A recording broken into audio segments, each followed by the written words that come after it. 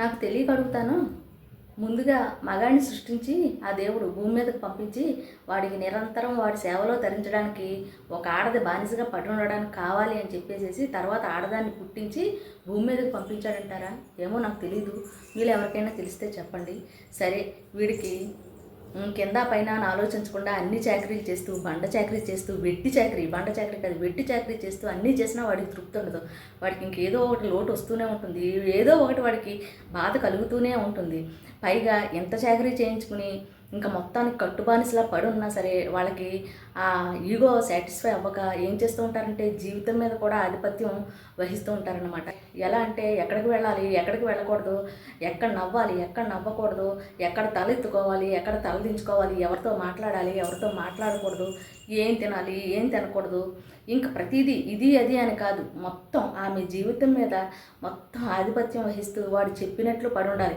భయపెడుతూ ఉంటాడనమాట. ఎంతసేపు నువ్వు భయం భయం గుప్పిట్లో ఆడది ఎప్పుడు బ్రతుకుతూ ఉండాలి, వణికిపోతూ ఉండాలి. ఏ రోజైనా సరే ఇంట్లో పెట్టి కొడితే పిల్లి తిరగబడుతుంది అన్నట్టు ఎప్పుడైనా సహించి సహించి ఆడదానికి బాధ కలిగి ఆమె ఎప్పుడైనా తిరగబడిందంటే సహించలేడనమాట. ఇంకా సహించలేక ఏదో ఒకటి చేయడము, ఇంకొక రకంగా ఎలా టార్చర్ పెట్టాలి, ఇంకో రకంగా ఇంకో దారి ఏం వెతుక్కోవాలని ఆలోచిస్తూ ఉంటాడనమాట. ఇవన్నీ కూడా ఎంతోమంది ఆడవాళ్ళకి అనుభవాలు అయిపోయి ఉంటాయి. అందుకని చెప్పేసేసి అసలు ఆడది మగాడికి బానిసగా ఉండడం కోసం మాత్రమే పుట్టిందా? నాకు తెలియట్లేదు. ఒకవేళ మీకు తెలిస్తే చెప్పండి. అసలు సమాజంలో ఆడదాని స్థానం ఏంటో తెలియట్లేదు. ఇంకా అలా బానిసగా బ్రతకడానికి, బానిసలా పడి ఉండడానికి అయినప్పుడు ఆమె పుట్టడం ఎందుకు, ఆమె భూమి మీద జీవించడం ఎందుకు, ఆమె కోసం ఆమె ఒక్క క్షణం కూడా ఆలోచించుకోలేని ఆ జీవితం ఆమెకు అవసరమా?